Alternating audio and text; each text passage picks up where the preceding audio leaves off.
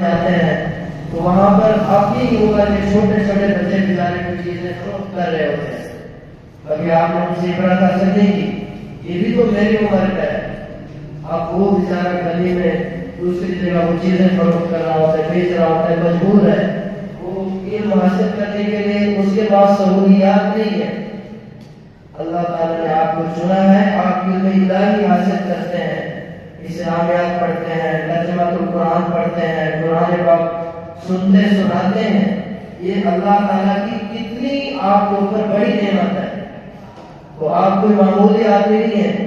فرمایا کہ وہ آدمی جب تک آدمی اپنے آپ کو نہ پہچانے نا، اپنی قدر و منزلت نہ ہو، تو لوگوں کے یہاں اس کی قدر و منزلت نہیں ہوتی.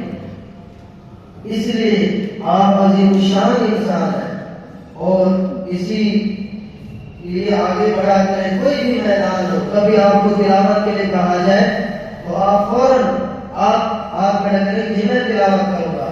نظم کے لیے کوئی تیار ہے تو سب تیار ہوئے، ہم تیار ہیں نظم پڑھنے کے لیے، ہم تیار ہیں حضور صلی اللہ علیہ وسلم کی تعریف میں اشعار پڑھنے کے لیے، اللہ تعالیٰ کی حمد بیان کرنے کے لیے، اسلامی اشعار پڑھنے کے لیے، اور اسی طرح تقریر میں اللہ تعالیٰ کی وحدانیت بیان کرنے کے لیے ہم تیار ہیں.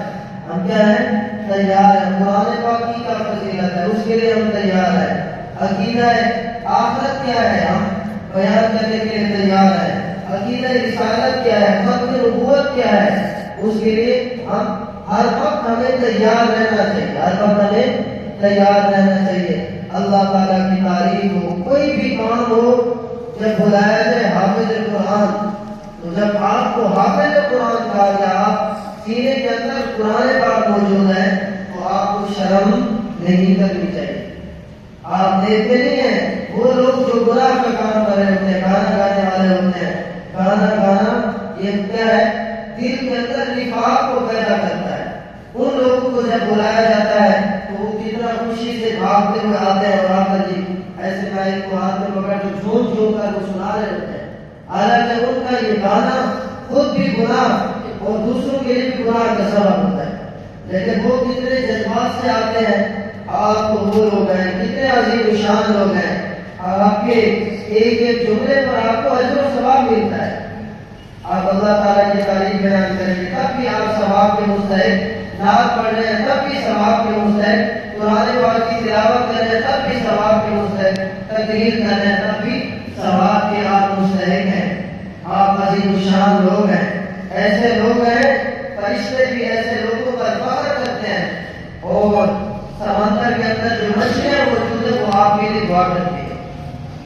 جب فرمایا کہ جو بچہ حصول علم کے لیے کسی راستے پر چلتا ہے، اللہ اس کے لیے جنت کے راہ بھی آسان کر دیتے ہیں.